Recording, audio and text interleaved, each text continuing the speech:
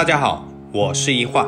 今天邻居家的一个小姐姐送来一条草鱼，因为现在天气热，鱼塘缺氧，所以要抓出一部分的鱼来，才能让池塘里的水氧气充足。首先我们把鱼清理一下，家里养的鱼，鱼鳞特别的紧实，呈金黄色，所以在处理鱼的时候一定要更加的小心。我还是习惯用比较粗暴的方法，直接用手抠，将鱼身上所有的鳞片全部抠干净。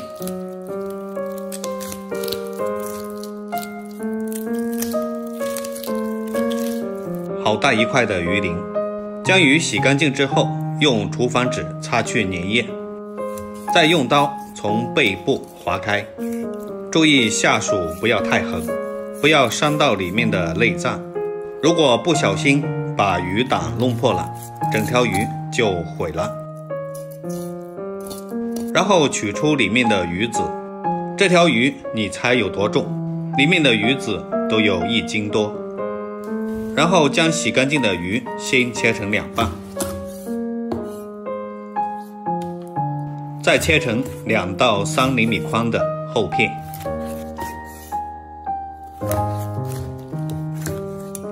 切好之后，将鱼肉分开来放在碗中，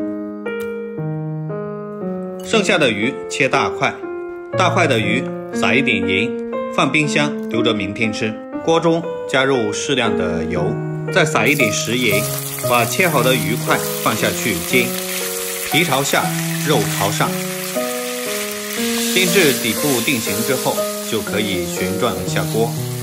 我们今天要吃的就是这里面的宝贝。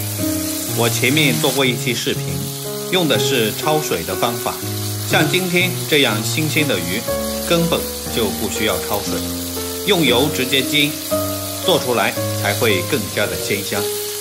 把鱼籽放下去之后，不要着急的翻动，可以旋转一下锅身，让其受热均匀，就这样开中小火慢煎。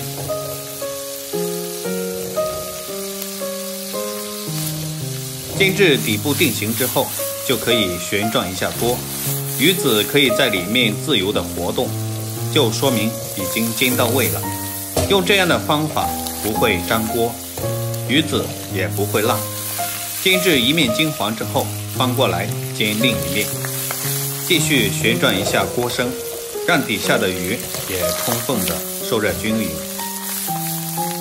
煎香后，把鱼放到一旁，倒入姜蒜，把姜蒜炒香。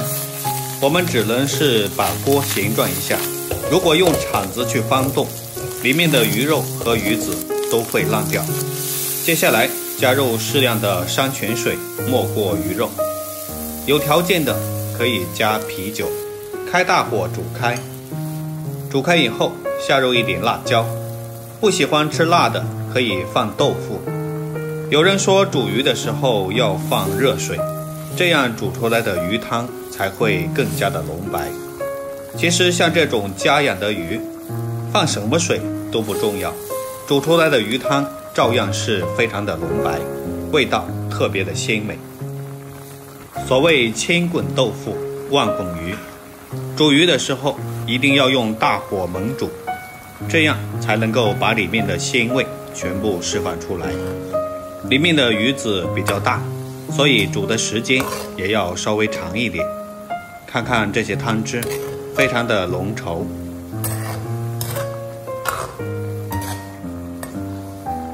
最后我们再加一点盐，来少许的鸡精提味，不喜欢的可以鸡精也不放，其他的任何调料都不用放了，就吃它的原汁原味。最后再撒上一点香菜，不喜欢吃香菜的可以撒一点葱花或者是香芹。一道非常鲜美的鱼籽就做好了，看上去很有食欲。我故意加一点鱼肉，这样吃起来更加鲜美。然后出锅装盘。